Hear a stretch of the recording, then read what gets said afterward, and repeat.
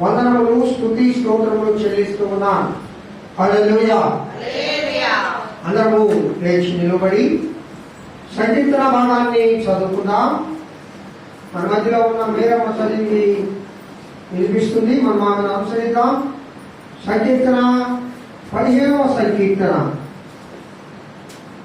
15వ సంకీర్తన ఉత్తర ప్రత్యుత్తర భాగంగా చదువుకుందాం.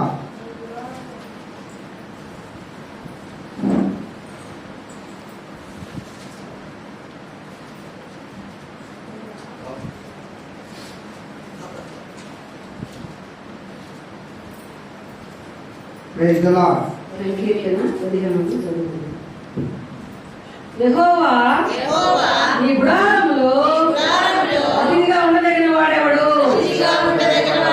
నీ పరిశుద్ధ పర్వతము మీద నివసింపదగిన వాడెవడు?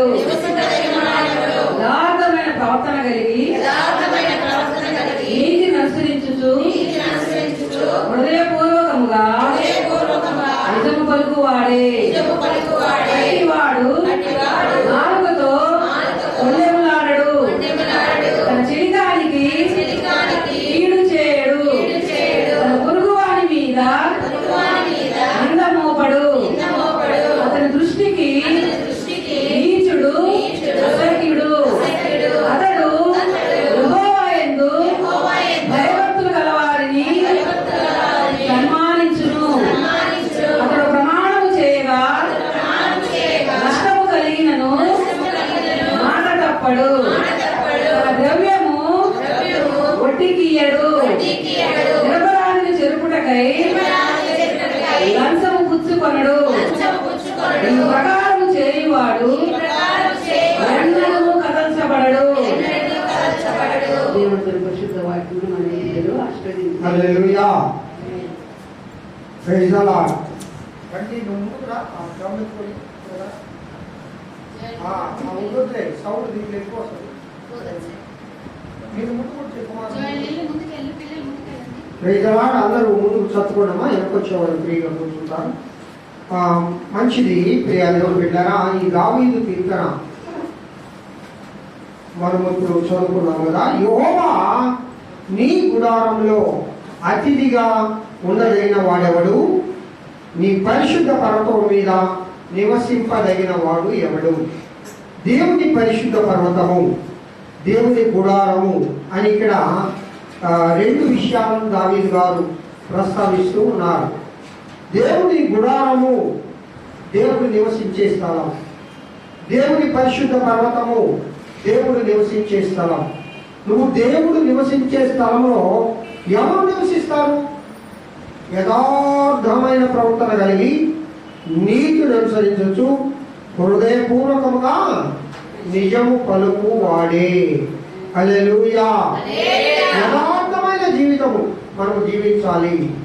ప్రభు సన్నిధిలో మనమందరూ చేరున్నాం ప్రియులారా. మనమందరూ దేవుని సన్నిధిలో ఉన్నాం.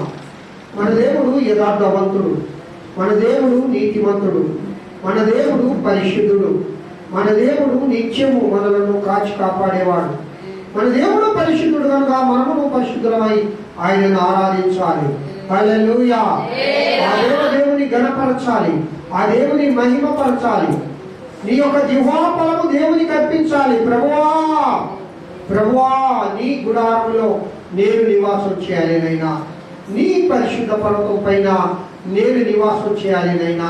దేవా నీతో నేను ఉండాలి. దేవా యథార్థమైన మనసు నాకు దయచేయి, యథార్థమైన హృదయం నాకు దయచేయి. అయ్యా ఆత్మతో సత్యంతో ప్రేమించే ఆయన మిమ్మల్ని ఆరాధించే ఆ హృదయాన్ని నాకు దయచేయి ప్రభువా. మలినమైన నా హృదయం, మలినమైన నా మాటలను, మలినమైన నా ఆలోచనలను, మలినమైన నా జీవితమును శుద్ధి చేయండి ప్రభువా అని ఆ దేవుని సన్నిధిలో ప్రియులుగా ప్రార్థన చేసుకుందాం. ఈ ప్రకారముగా చేయువాడు ఎన్నడూ కదల్చబడడు. హల్లెలూయా. ఈ ప్రకారముగా అనగా దేవుని యందు భయభక్తులు కలిగి దేవుని ఆరాధిస్తూ యథార్థము అనే మాటలోనే ఇక మన జీవితం అంతా, విశ్వాస జీవితం అంతా వస్తుంది ప్రియులారా. కాబట్టి ఆ ప్రభు సన్నిధిలో మనమందరం చేరి ఆ మహోమహుని మహిమాన్వితుని ఆ పరిశుద్ధమైన దేవుని ఆరాధన చేద్దామా? అయ్యా, యథార్థమైన మనసు నాకు దయచేదేవా. అయ్యా, నేను స్తుతించే మనసు నాకు దయచేదేవా. అయ్యా, నిన్ను ఆరాధించే మనసు నాకు దయచేదేవా. మనకున్న సమస్యలే, నీకున్న ఆలోచనలు, నీకున్న బాధలు అన్నీ వదిలిపెట్టే. ఇక్కడ దేవుని సన్నిధిలో నువ్వు ఉన్నావు. దేవుని యొక్క ముఖ దర్శనం నువ్వు చేయాలి. ఆ పరిశుద్ధాత్మ దేవుడు మన యొక్క సన్నిధిలో ఉన్నాడు. పరిశుద్ధాత్మ దేవుని సంచారం ఇక్కడ జరుగుతున్నది. నీ మీద దేవుడు నిన్ను చూస్తూ ఉన్నాడు. ఆయన దగ్గర నీ హృదయము యథార్థముగా ఉండాలి. హల్లెలూయా. యథార్థముగా ప్రభువును మనం ఆరాధన చేద్దాం. ఆత్మతో సత్యంతో దేవుని ఆరాధన చేద్దాం. అందరూ రెండు చేతులు పైకెత్తి, అందరూ రెండు చేతులు పైకెత్తి దేవుని ఆరాధన చేద్దాం. హల్లెలూయా, హల్లెలూయా, హల్లెలూయా. ఎవరు కూడా అనేలా ఉండొద్దమ్మా. దయచేసి మన జిహ్వాపరాన్ని దేవునికి అర్పిద్దాం. ప్రభువా, మీరు యథార్థవంతులు నాయన. మీ గుడారంలో నేను నివాసం చేయాలి. నీ పరిశుద్ధ పర్వతం మీద నేను నివాసం చేయాలి. అయ్యా, అయ్యా, నన్ను ఒకసారి ప్రభువా దర్శించండి. దేవాలను దర్శించండి. హల్లెలూయా, హల్లెలూయా. దర్శనములు లేక ఇశ్రాయేలీయులు పాడైపోతున్నారు అంటారు. దేవుని దర్శనం మనకు అవసరం. దేవుని యొక్క కృపాసనం ఎదురు మనం వచ్చినాం. దేవుని యొక్క సింహాసనం ఎదురు మనం వచ్చినాం. దేవుని యొక్క బలిపీఠం ఎదురు నిలబడి ఉన్నావు. ప్రభువా, మీరు పరిశుద్ధులు కనుక నన్ను పరిశుద్ధపరచుదేవా. హల్లెలూయా, హల్లెలూయా, హల్లెలూయా. అయ్యా, బలపరచుతండి. అయ్యా, ప్రతి బిడ్డతో మాట్లాడు. అయ్యా, బలపరచునండి. అయ్యా, బలపరచుతండి. అయ్యా, అయ్యా, స్తోత్రములు, స్తోత్రములు, స్తోత్రము, స్తోత్రం, స్తోత్రం. హల్లెలూయా, హల్లెలూయా, హల్లెలూయా. రాజాని భవనములో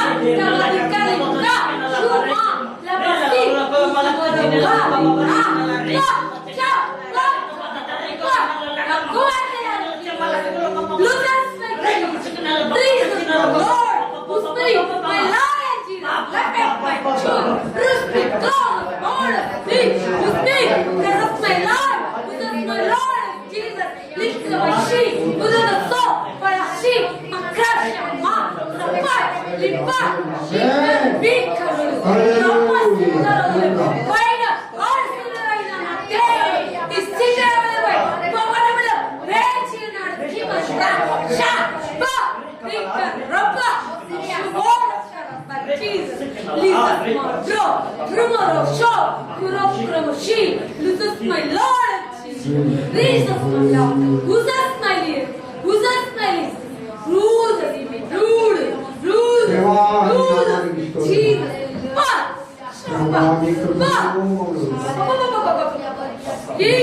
మమ్మల్ని Timmara. Pa. బలముతో మమ్మల్ని శక్తిగా యేసయ్యా, నీ నామానికి స్తోత్రం. దేవా,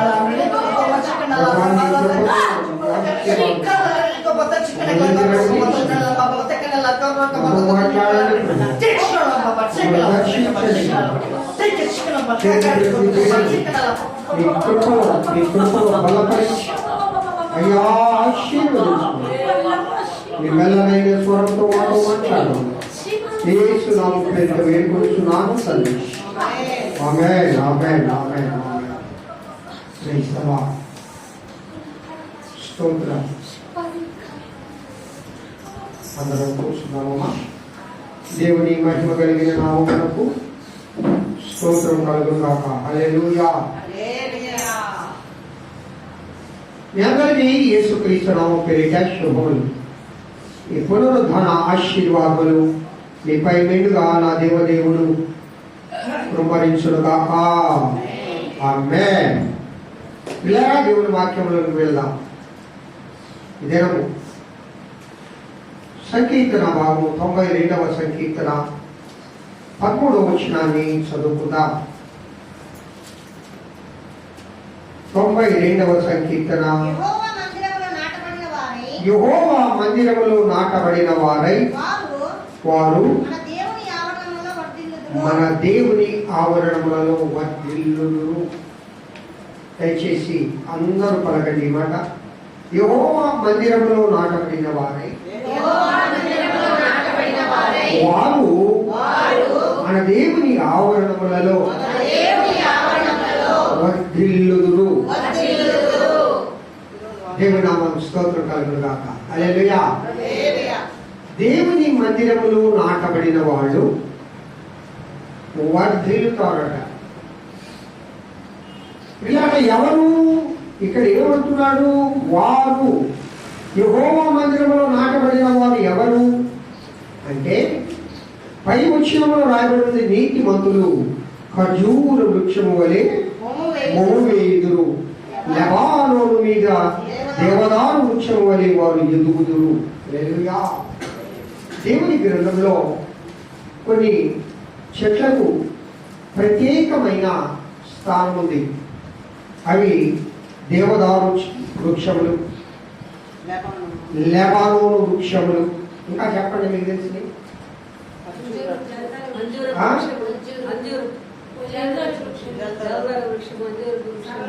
సరళ వృక్షములు, ఇంకా మస్తడి వృక్షము, ఇంకా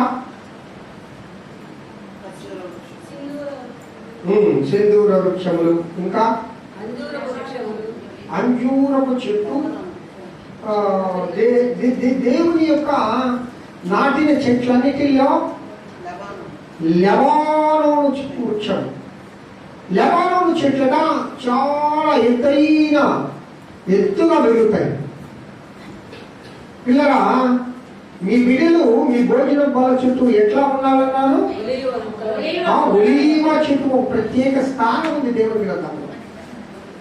ఎందుకు ఈ చెట్లను దేవుడు ఈ విధంగా పోలుస్తున్నాడంటే, ఆయన నమ్మిన బిడ్డలు కొందరు లెబానోను వృక్షాల వలె ఎదగాలని, కొందరు అంజూరపు చెట్ల వలె శపించబడకూడదు, కొందరైతే దేవదారు వృక్షముల వలె వెలగాలని, కొందరైతే ఏ విధంగా ఖర్జూరపు వృక్షం.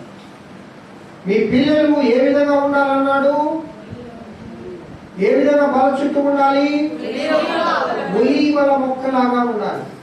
ఎందుకు దేవుడు మొక్కలతో చెట్లతో మానవులను పోలుస్తూ ఉన్నాడంటే, ఇలా ఆనాటి కాలంలో దేవుడు ఏదేను తోటను సృష్టించాడు కదా. ఆ ఏదేను తోటలో తన యొక్క మొట్టమొదటిగా ఆదాము అవ్వమ్మలకు ఏమి కావాలో అవన్నీ దేవుడు మొదటిగా సృష్టించాడు. వాళ్ళకు కావలసిన ఫలములన్నీ కూడా, వాళ్ళకు కావలసిన అన్నీ కూడా దేవుడు అక్కడ ఆ ఏదేని తోటలో ఆయన ముందుగానే వాటిని ఏర్పాటు చేశాడు. ఎందుకు? నా బిడ్డలు ఈ ఏదేను అనే ఈ వనములో అభివృద్ధి చెందాలి. నా బిడ్డలు ఏదేను వనములో నాటబడిన వారు. ఆదాము అవ్వలు ఏదేను వనములో నాటబడిన వారు. ఏదేను అనగా అది ఒక దేవుని యొక్క నివాస స్థలము, దేవుడు నివసించే స్థలము. నా గుడారము అనగా దేవుడు నివసించే స్థలము. పరిశుద్ధ పర్వతము అనగా దేవుడు నివసించే స్థలము. దేవుని ఆలయం అనగా దేవుడు నివసించే స్థలము. ఈ దేవుడు నివసించే స్థలంలో నువ్వు ఏ విధంగా ఉండాలంట? నాటబడిన వారుగా ఉండాలి. హల్లెలూయా. అనగా నాటబడడం అంటే స్థిరంగా ఉండాలి. అటు ఇటు కదిలే స్వభావం ఉండకూడదు. స్థిరమైన మనస్సు దేవునికి ఇష్టమైంది. పిల్లలా మనం చూస్తూ ఉంటాం, ఎన్ని గాలులు వచ్చినా ఎన్ని తుఫాన్లు వచ్చినా కొన్ని చెట్లు అయితే పడిపో. అది ఏ చెట్టు అంటే అది నిటారుగా పైకి ఉన్న చెట్టు పడిపోదు, కానీ విరివిగా కొమ్మలు కాసి విరివిగా అల్లుకొని విరివిగా ఉన్న చెట్టు అయితే పడిపోతుంది. సరే, పడకుండా ఉండాలంటే ఏం చేయాలా? దాని యొక్క బ్రేడ్లో లోతైన ప్రాంతానికి వెళ్ళాలి. హల్లెలూయా, హల్లెలూయా. ఈ విశ్వాసి దేవుని మందిరంలో నువ్వు నాటబడిన వాడుగా ఉండాలి. దేవుని మందిరంలో నాటబడడం అంటే విశ్వాసములో మనము బలపడము. ఒక విశ్వాసిగా ప్రభు సన్నిధికి తీసుకుని రాబడినప్పుడు నీలో ఉన్న సమస్తమైన ఆ కొమ్మలన్నీ నరికేసుకోవాలట. ఆ కొమ్మలన్నీ నరికేసుకోవాలి. ఆ విడివిడి కొమ్మలన్నీ ఉండకూడదు. దేవుని సన్నిధిలో నిటారుగా వెళ్ళాలి. అనగా ఆకాశం వైపు చూడాలి. హల్లెలూయా. ఈ లోకం వైపు కాదు, ఈ లోకం వైపు కాదండి. ఈ లోకంలో ఉండే వివిధ రకాలైన శరీరాజ, నేత్రాజ, జీవడమము అనే ఈ శరీర కార్యంలో వైపు చూడకూడదు. నీ చూపు ఎల్లప్పుడూ కూడా ఆకాశం వైపు ఉండాలి. అందుకే అంటాడు భక్తుడు, ఆకాశం వైపు మీ చేతులెత్తి. ఆకాశం వైపు ఎందుకు ఎత్తాలంటే ఆకాశం నా సింహాసనము, భూమి నా పాదపీఠము. దేవుడు ఆకాశంలో ఉన్నాడు. ఎస్, దేవుడు ఆకాశంలో ఉన్నాడు. అనగా ఎత్తైన అనుభవం నీ జీవితంలో కావాలని ఇక్కడ అవగాహన ప్రియులారా. ఒక ఎత్తైన అనుభవం, ఈ లోక సంబంధమైన అనుభవం నీకు ఉండకూడదు. దేవుని సన్నిధిలో నువ్వు ఎల్లప్పుడూ ఎత్తైన ప్రాంతానికి పోతూ ఉండాలా. దేవా, నా కాళ్ళను లేడి కాళ్ళ వల్ల చేశావు. ఎందుకంటే లేడి కాళ్ళు కొండలైనా, గుట్టలైనా, మెట్టలైనా, లోయలైనా, ఎక్కడైనా ఎగరగలిగే శక్తిని లేడి కాళ్ళకు ఉంటుంది. హల్లెలూయా. లేడి ఎంత స్పీడ్ గా పరిగెత్తది, దాని కాళ్ళు ఎంత సన్నగా ఉంటాయి. ఎలాంటి మెట్టలు, ఎలాంటి కొండలు కూడా లెక్క చేయదు. అలాగే మన కాలం కూడా లేడి కాలం అంటే నీ విశ్వాస జీవితంలో నువ్వు కూడా ఒక లేడిగా, ఒక శక్తి కలిగిన వారిగా నువ్వు ఉండాలి. నీ కొండలు ఏంటి? నీకు ఒక శోధన కొండలాగా వచ్చింది, నీకు ఒక శోధన గుట్టలాగా వచ్చింది. నువ్వు ఒక లోయ ప్రాంతంలో పడిపోయావు. లోయలో పడినా, కొండపైకి వెక్కినా, గుట్టలు వచ్చినా, ముళ్ళ తుప్పలు ఉన్నా, నీ మార్గంలో ఏది ఉన్నా కూడా అదంతా ఎగిరే శక్తిని దేవుడు నీకు అనుగ్రహించునుగాక. హల్లెలూయా. ఎప్పుడు అనుభవం వస్తుంది ప్రియబిడ్డ? దేవుని మందిరంలో నువ్వు ఏ విధంగా ఉండాలా? నాటబడిన కొమ్మవలే ఉండాలి. ఆ దేవుని మందిరంలో నేను పచ్చని ఒలివ చెట్టు వలె ఉంటాను. పచ్చగా ఉండాలండి. వాడిపోయిన విధానము అనగా విశ్వాస జీవితంలో ఫలింపు ఉండాలి, ఆత్మీయతలో ఫలింపు ఉండాలి. విశ్వాసంలో మనం ఫలించే కొమ్మగా దేవుడి దగ్గర ఉండాలి. ఫలింపు లేని కొమ్మలా ఏం చేస్తాడమ్మా? యెషయా గ్రంథము 60వ అధ్యాయము 21వ వచనం ఒకసారి చదవండి. 60:21.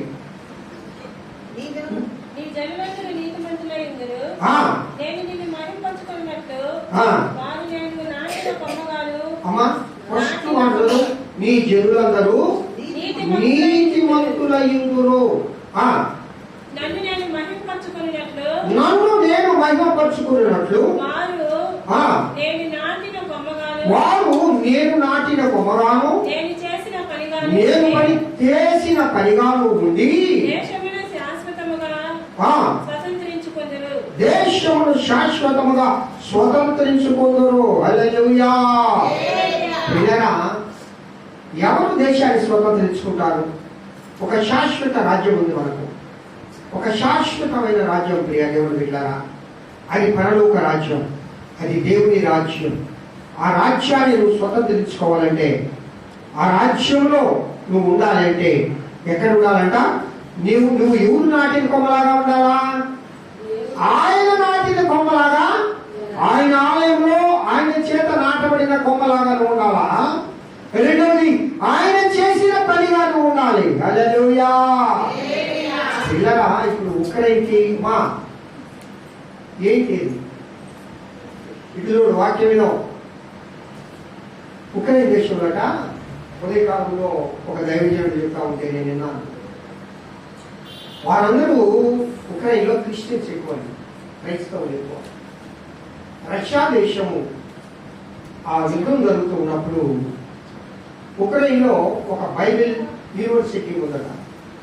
చాలా గొప్ప యూనివర్సిటీ, అంటే బైబిల్ సొసైటీ. వాళ్ళందరూ బైబిల్ కావాలని పరిగెత్తా ఉన్నారట ఉక్రెయిన్ దేశస్తులందరూ.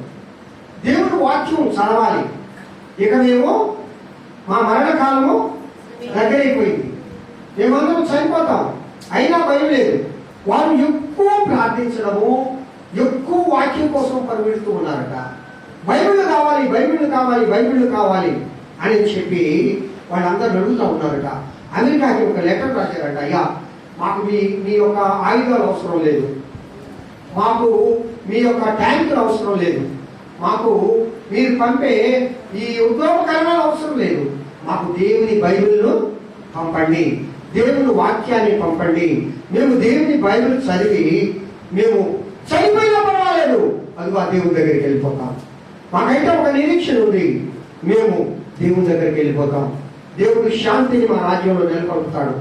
ఈ యొక్క అధికారులు కానీ, లేకపోతే ఈ యొక్క ప్రపంచంలో ఉన్న ఉన్నత న్యాయస్థానాలు కానీ, లేకపోతే మరి ఎవరెవరో కానీ మాకు ఏ సహాయం చేయలేరు, కానీ దేవుడు మాత్రమే చేయగలడని అనగా దేవుని వాక్యం కోసం పరుగులెడుతున్నారట. హల్లెలూయా, హల్లెలూయా.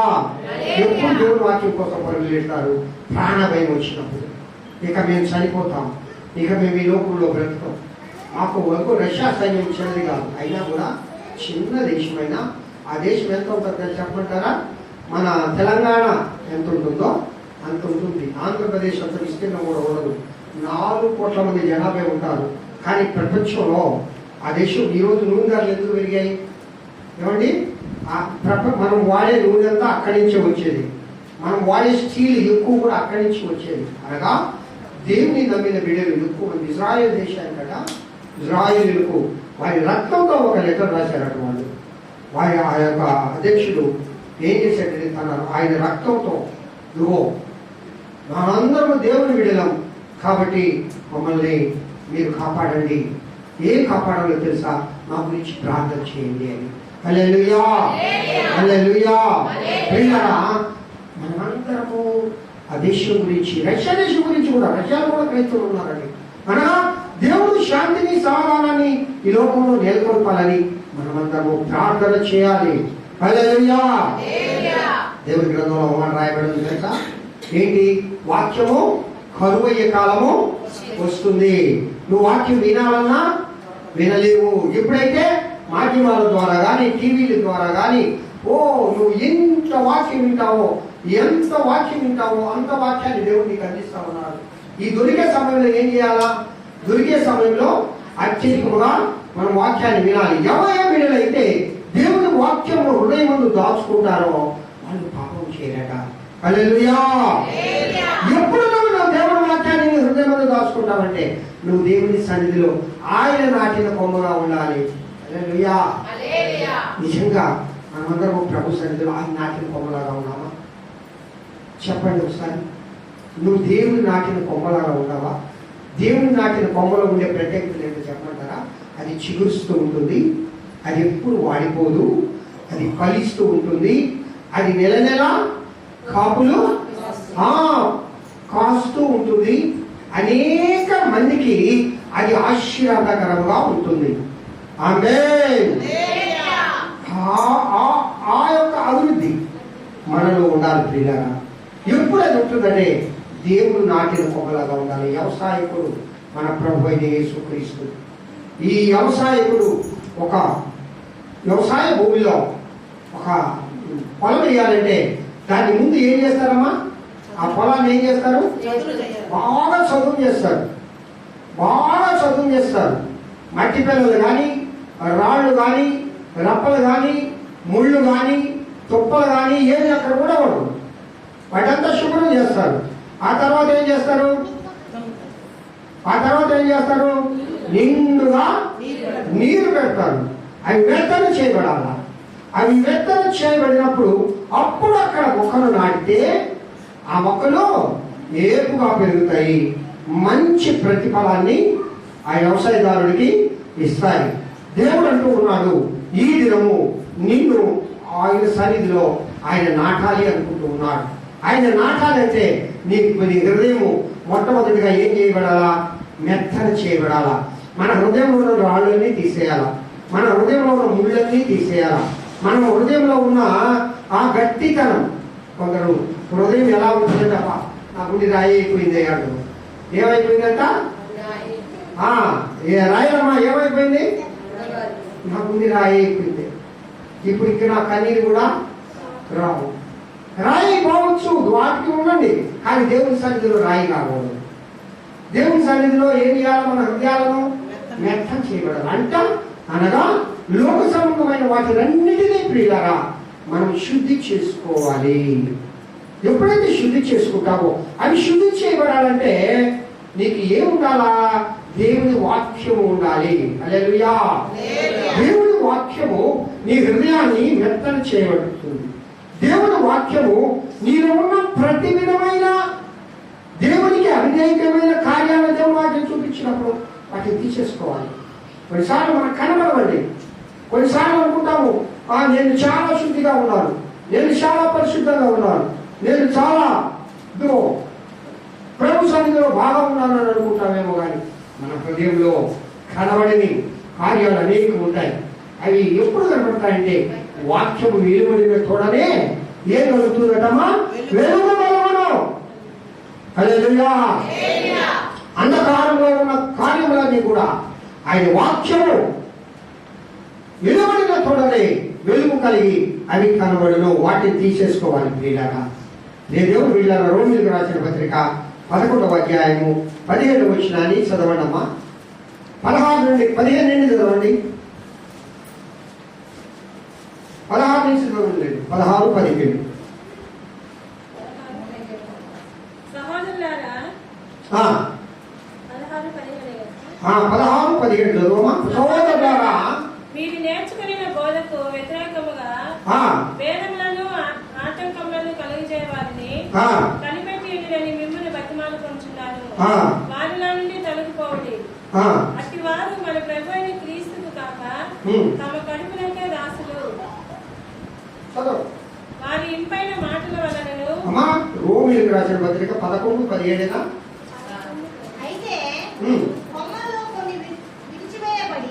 అయితే కొమ్మలలో కొన్ని విరిచివేయబడి అడవి ఒలీవ కొమ్మయున్న నీవు వాటి మధ్యన అంటుకట్టబడి ఒలీవ చెట్టు యొక్క సారవంతమైన వేరుతో వాటితో కలిపి పాలు పొందిన ఎడలా ఆమేన్. దేవుడు బిడ్డలారా, ఇక్కడ 2 రకాలైన కొమ్మలను దేవుడు అక్కడ అపోస్తలుడైన పౌలు గారు సంఘంలో చూపిస్తున్నాడు. ఒకటి అడవి ఒలీవ కొమ్మ. అడవి ఒలీవ కొమ్మ అది ఒలీవ కొమ్మే, కానీ అది అడవిలో పుట్టింది. ఆ అడవి ఒలీవ కొమ్మ ఎక్కడ కట్టబడాలంట? ఆ కొమ్మలలో కొన్ని విరిచి వేయబడాలి. నువ్వు ఒక కొమ్మతో అంటు కట్టబడాలంటే, ఒక ఒలీవల చెట్టుతో అంటు కట్టబడాలంటే ఒక అభిషేకం కలిగిన సంఘంలో నువ్వు అంటు కట్టబడాలంటే మొట్టమొదటిగా నీలో ఉన్న కొమ్మలను విరిచివేయాలి. నీలో కొమ్మలను విరిచివేసి ఆ కొమ్మతో అంటు కట్టబడినప్పుడు సారవంతమైన వేరుగా నువ్వు పెరుగుతావు అంటాడు. హల్లెలూయా, హల్లెలూయా. ఏమండి, ఏ కొమ్మలు ఇచ్చేయాలి? అనేక కొమ్మలు ఉన్నాయి. కోపం అనే కొమ్మ, ద్వేషం అనే కొమ్మ, ఇంకా అసూయ, ఇంకా అనేక రకాల కొమ్మలు. ఈ కొమ్మలన్నీ కూడా శరీర కార్యాలు. ఇవన్నీ ఏం చేయాలి? నువ్వు ఇక్కడ ఉండే కొమ్మ, దేవుడు నాటే కొమ్మ, ఈ కొమ్మ పచ్చని మునివాచి కొమ్మ. ఈ కొమ్మతో నువ్వు అంటుకట్టబడాలంటే నీకున్న ఆ యొక్క రెమ్మలన్నీ కూడా ఏం చేసుకోవాలి? మొట్టమొదటిగా నువ్వు విరిచి వేసుకోవాలి. తర్వాత నువ్వు చెక్కబడాలి. తర్వాత ఆ ద్రాక్షావళితో లేక ఆ ఒలీవల కొమ్మతో దేవుడు అంటు కట్టాడు. ఆయన నాటిన చెట్టులాగా నువ్వు నాటబడతావు. అప్పుడు నువ్వు సారవంతమైన భూమిలో ఉంటావు. హల్లెలూయా. ఏమండి, సారవంతమైన భూమిలో ఉన్న చెట్టు ఎప్పుడు ఎండిపోదు. దానికి కావలసిన పోషకాలన్నీ దానికి వస్తూ ఉంటాయి. అవి ఎప్పుడు కూడా ఏ విధంగా ఉంటుందంటే పచ్చని ఫలములు ఇచ్చే చెట్టులాగా ఉంటుంది. హల్లెలూయా, హల్లెలూయా. యెషయా గ్రంథం 27వ అధ్యాయము 6వ వచనాన్ని చదువుతాను. రాబోవు దినములలో యాకోబు వేరు పారును, ఇశ్రాయేలు చిగిర్చిపోయును. ఆమేన్. వాడట దేని ఫలభరితంగా చేస్తారు? భూలోకాన్ని ఫలభరితంగా చేస్తారు. నాకు మొట్టమొదటిగా మనం రాసుకున్న దాంట్లో నువ్వు ఎప్పుడైతే ఆయన యొక్క మందిరంలో నాటబడతావో నువ్వు అభివృద్ధి చెందుతావు అని రాయబడింది. పిల్లల, ఇక్కడ రాబో దినములలో యాకోబు వేరు పారును, ఇశ్రాయేలు చిగిర్చి పూలిచు వారు భూలోకమును ఫలభరితముగా చేయుదురు. హల్లెలూయా. ఫలించని కొమ్మగా మనం ఉండాలి. ఫలభరితమైన జీవితం మనలో ఉండాలి. మనలో కాయని పరిస్థితి ఉన్నప్పుడు అంజూరపు చెట్టుని ఏం చేశాడు దేవుడు? శపించాడండి అంజూరపు చెట్టుని. దేవుడు నీలో ఏ ఆత్మీయ ఫలాలు నువ్వు ఫలిస్తూ ఉన్నావు? ఏ ఆత్మీయ వరములు నువ్వు ఫలిస్తూ ఉన్నావు? దేవుడు అనేకమైన శాంతి, సమాధానం, ప్రేమ అనే ఈ యొక్క ఆత్మీయ ఫలాలని మనం ఫలించాలి. ప్రియులారా, ఆత్మీయ వరములు అంటే అవి ప్రవచన వరం, భాషలతో మాట్లాడే వరం, స్వస్థత వరం. ఈ వరములన్నిటికంటే నీవుగా నువ్వు కలిగి ఉండాల్సింది ఏంటో తెలుసా? ఫలించేది కొమ్మ. ఈ ఫలించేది కొమ్మలో ఏముంటుందంటే ప్రేమే నిలయంగా ఉంటుంది. హల్లెలూయా, హల్లెలూయా. ఫలభరితముగా ఉండాలి నీ జీవితం. ఫలించడి యొక్క చెట్టు మొదలుగా ఏముంటుందంట? గొడ్డలి. ఏముంటుందమ్మా? చదువుకొని మత్తయి సువార్త 3వ అధ్యాయం 10వ వచనంలో యేసుక్రీస్తు ప్రభు వారు అక్కడ చెప్తాడు, ఇప్పుడే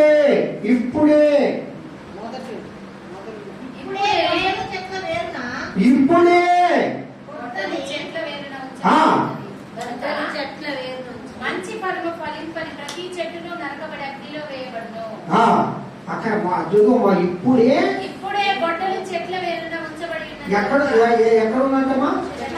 ఇప్పుడే అంటే ఈ సమయంలో ఫలించేది కొమ్మను ఏం చేస్తారంట? అది నరకబడి అగ్నిలో కారు ద్రాక్షాలు కాసే ఆ యొక్క వాటిని ఏం చేస్తారంట? ఆ యొక్క రెమ్మలన్నీ పీకి ఆ తీగలన్నీ తీసివేసి వాటన్నిటిని ఎక్కడేస్తాడు? అగ్నిలో పడవేస్తాడు. ఇలా అగ్నిలో వేయడానికి యేసయ్య నిన్ను పిలవలేదు. కాల్చబడడానికి యేసయ్య నిన్ను పిలవలేదు. శ్రమలు పడడానికి యేసయ్య నిన్ను పిలవలేదు.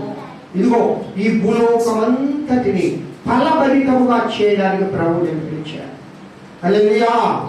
నువ్వు లోకమంతటికి ఫలభరితమైన జీవితం నీలో కనబడాలి. ఆశీర్వాదకరమైన జీవితం నీలో కనబడాలి. మనలో ఉన్న వివిధ రకములైన ఈ లోక సంబంధమైన కార్యములని కూడా మనం తీసుకొని ఆ ఒలీవ కొమ్మతో అంటు కట్టబడాలి. హల్లెలూయా, హల్లెలూయా. యెషయా గ్రంథం 40:31లో ఒక మాట రాయబడింది, నేను చదువుతానండి.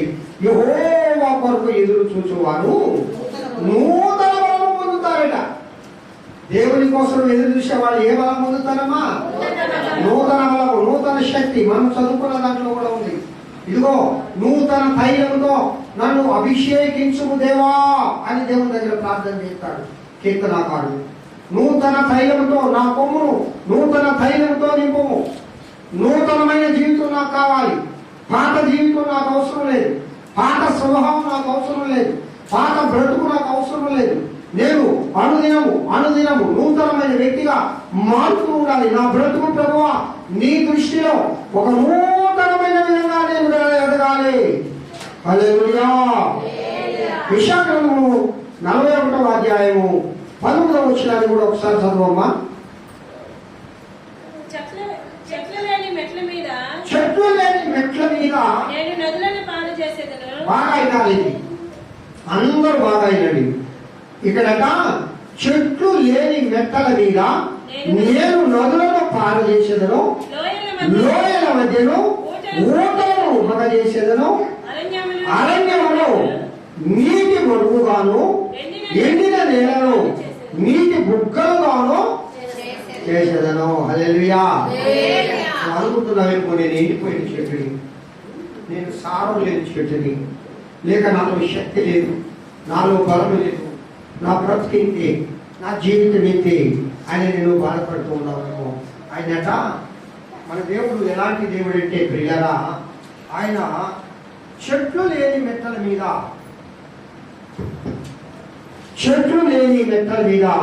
ఆయన ఏం చేస్తాడట? నదులను పాలు చేస్తాడు. మెట్ల మీద ఏంటి? మెట్టలు అంటే అర్థం ఏంటి? కొండల మీద నదులు పడతాయా? ఎత్తైన స్థలం మీద నది పారుతుందా? లోయ ప్రాంతంలో నది పారుతుందా? దిగువ ప్రాంతానికి నీరు వస్తాయి, కానీ మెట్టల మీద ఎలా వస్తాయండి? మూడు వారిన జీవితాన్ని మొవ్వు వేసే దేవుడు నా ప్రియుడైన యేసయ్య. హల్లెలూయా, హల్లెలూయా. ఫలింపు లేని నీ జీవితంలో ఆశీర్వాదం ఇచ్చే దేవుడు నా ప్రభువు. దుఃఖకరమైన నీ జీవితాన్ని సంతోషకరముగా మార్చే దేవుడు నా ప్రభు. అలాంటి వాడు మన ప్రభువు. ఎందుకు దిగులు పెడతావు? ఎందుకు వేదం చెందుతావు? నువ్వు ఫలించని కొమ్మగా ఉండాలని ఆయన ఈ సంఘంలో నీవు నాటాడు ప్రియ దేవుడి బిడ్డ. ఫలింపు, అభివృద్ధి, ఆత్మీయతలో అనుదినము మనం అభివృద్ధి చెందే బిడ్డలుగా మనము ఆయన కృపలో కనబడాలి. చెట్లు లేని మెట్టల మీద నేను నదులను పారజేసేదను, ఊటలను ఉపకజేసేదను అంటాడు. హల్లెలూయా. జీవజలముల ఊట మన ప్రభు అయిన యేసయ్య. నీలో నుండి అనేకమైన నూతనమైన కార్యాలు, నూతనమైన ఊటలు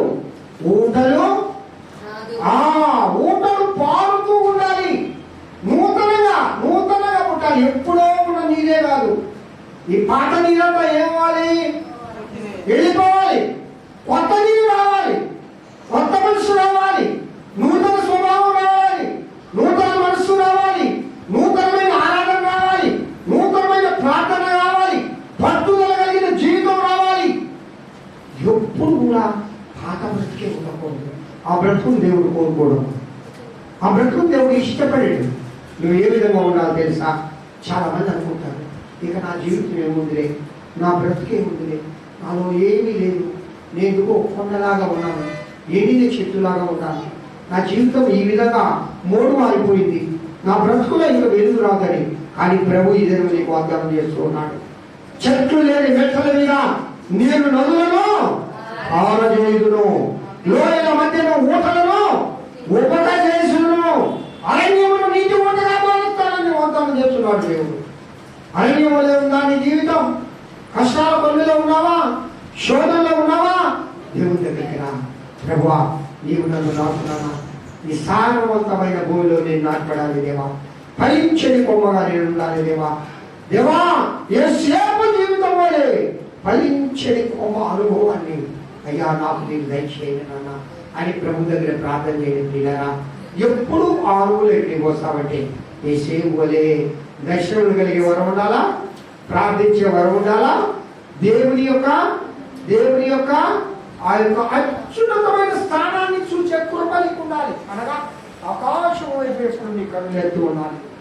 దేవుని నువ్వు ఆరాధించే బిడ్డగా ఉండాలి. దేవుని స్తుతించే బిడ్డగా నీవు ఉండాలి. కాబట్టి ఈ యొక్క పునరుద్ధాన దినములో ఈ పునరుద్ధాన దినములో ఆ దేవుని సన్నిధిలో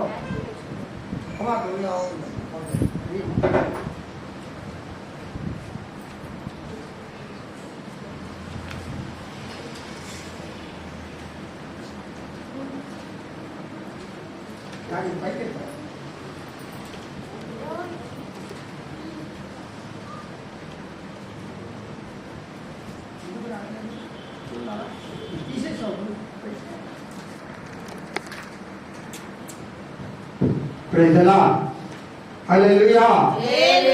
ఈ దినము ప్రభు నీతో నాతో మాట్లాడుతూ ఉన్నాడు. ప్రియమిత్రులారా, ఈ దినం దేవుడు నీతో నాతో మాట్లాడుతూ ఉన్నాడు. మనము ఎలా ఉండాలట? ఆయన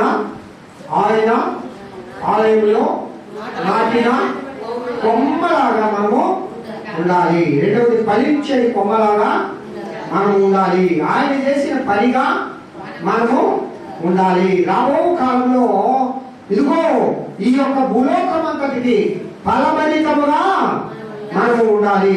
మనం దేవుని కోసము ఎదురు చూసే విధముగా మనము ఉండాలి.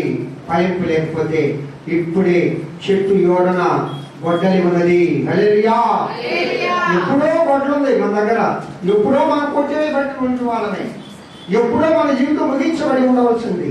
కానీ నీ కోసము నా కోసము ఆ యొక్క పరలోక రాజ్యంలో ఆ తండ్రి పాదాల చెంత చేరి నా ప్రియుడైన యేసయ్య పరిశుద్ధ రక్తాన్ని పట్టుకొని, అయ్యా ఇక కొంతకాలం నీవు ఇక కొంతకాలము అయ్యా పట్టవద్దు ప్రభువా, అయ్యా ఇగో అగ్నిలో వేయవద్దు ప్రభువా, అయ్యా జీవితం అనుగ్రహించు ప్రభువా. ఆ బిడ్డ కోసము నేను ఈ పరిశుద్ధ రక్తాన్ని కాచాను దేవా, ఈ పరిశుద్ధ రక్తాన్ని కాచాను దేవా. అయ్యా ఇదిగో తండ్రి ఇంకొంచెం కాలం ఉంచు, ఫలింపు వస్తుంది నాన్న. ఇప్పుడు దాకా ఫలింపు లేదు కదా, వచ్చే సంవత్సరం ఫలించేటట్లు చేస్తా. నేను మంచి నీరును వేస్తా, మంచి ఎరువులు వేస్తా, బాగా సాగు చేస్తా, బలమైన సారవంతమైన భూమిలో నేను నాటుతాను నాయన. ఫలింపు వస్తుంది నాయన. ఉండమని మా నీ కోసము నా కోసము ప్రియుడైన యేసయ్య విజ్ఞాపన ప్రార్థన చేస్తూ ఉన్నాడు. ప్రియమిత, ఆ ప్రార్థన వల్ల మాత్రమే నీవు నేను బ్రతికి ఉన్నాను. ఆయన కృప ద్వారా మాత్రమే నీవు నేను బ్రతికి ఉన్నాను. కాబట్టి మనము ఫలించేది గొప్పగా ఉండి ఆయన కృపను పొందుదముగాక. హల్లెలూయా. దేవుడి వాక్యమును ఆశీర్వదించి దీవించునుగాక. స్తోత్రం. మంచిదమ్మా, ఈ వాక్యం నిమిత్తము ప్రార్థన చేయండి. ఆత్మలో ప్రేరణ కలిగిన వారు ఎవరైనా వాక్యం నిమిత్తం ప్రార్థన చేస్తే ఆ తర్వాత ప్రభువులకు మనం వెళ్ళిపోదాం.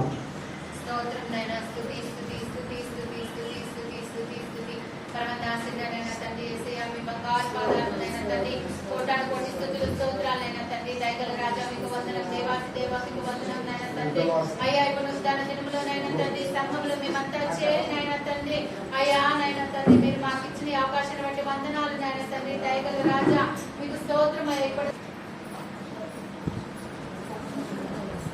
పరలోకమందున్న మా తండ్రి, నీ నామము పరిశుద్ధపరచబడును గాక, నీ రాజ్యం అభివృద్ధి గాక, నీ చిత్తం పరలోకమందు ఎలాగో అలాగే భూమి నెరవేరును గాక.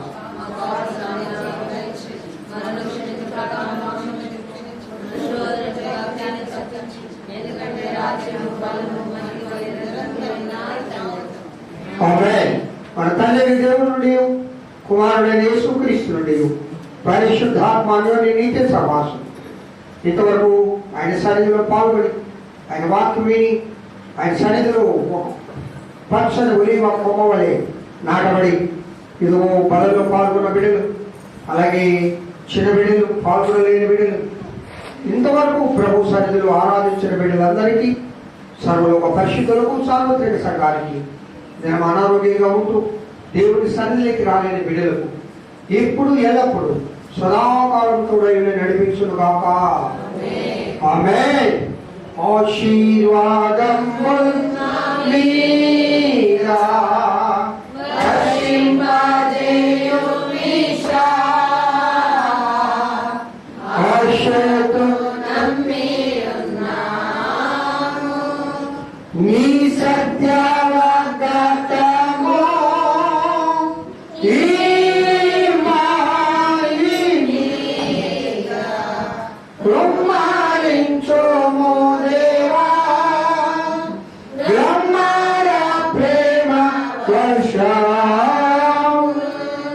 కుమ్మరించుము దేవా. ఆమేన్. మన ప్రియైన యేసయ్య రాబో కాలమంతా ఆయన కృపను మిమ్మల్ని కాచి కాపాడును గాక. ఆయన కృపా సత్యములు మన వెంట వచ్చును గాక. ఆయన కృపాక్షేమములే నీ వెంట వచ్చి నిన్ను నీ కుటుంబాన్ని ఆయన ఆశీర్వదించును గాక. Praise the Lord. హల్లెలూయా. అందరికీ యేసుక్రీస్తు నామమున పేరిట వందనాలు. Praise the Lord. ఒకరికొకరు వందనాలు చెప్పుకోండి. అందరూ